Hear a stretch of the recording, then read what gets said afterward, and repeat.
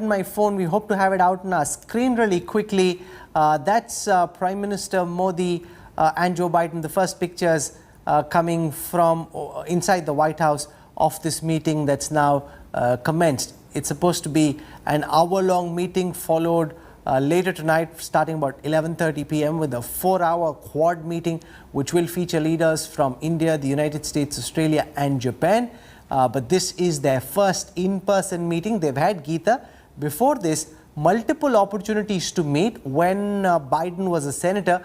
This is their first meeting in person ever since Biden became president. And as is the case with any two people meeting each other after a long while, there is a sense of anticipation and questions around the kind of rapport that the two leaders will be able to establish.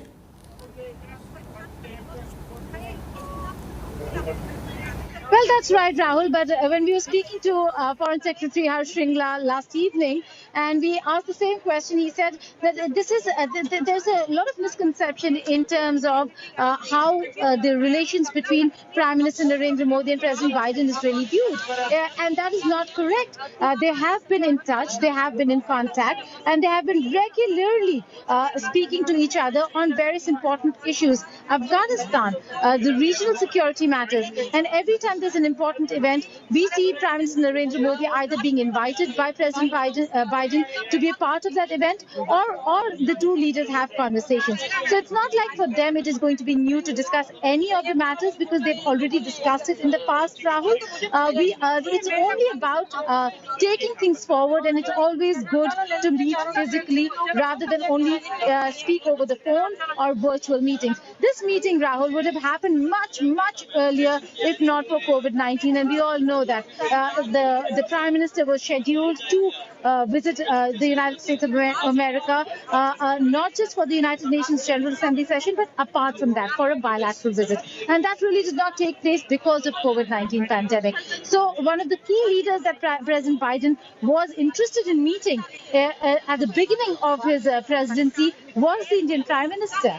And it's not because just of the fact that India is important. It's also because there's a continuum, and they see the strong leadership of Prime Minister Narendra Modi, a man who can take calls, who takes calls for his country, and policy decisions are important for India and the United States of America. And therefore, the meeting today is important, Rahul. But one has to keep in mind the fact that the leadership have already made a foundation for themselves to take things forward. This is only a meeting to have a conversation in person and discuss various issues. It's not only positive. There are a lot of positives, but there are challenges, and we have been speaking of those challenges. The challenges are to do with H-1B visas.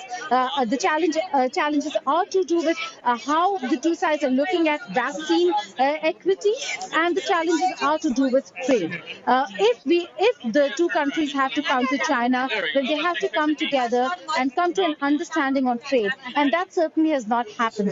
Both sides are pushing each other's agenda, pushing their own agendas, and in that looking at their own interests. So it's fair to say that you have to look at one's own interest, but the larger perspective over here is to get a trade deal through so the two countries can work together, and it's smoother and it's easier to counter China. Global supply chain resilience is something that the two leaders are also going to discuss. So Rajdeep Sardesai is now with us in the studio.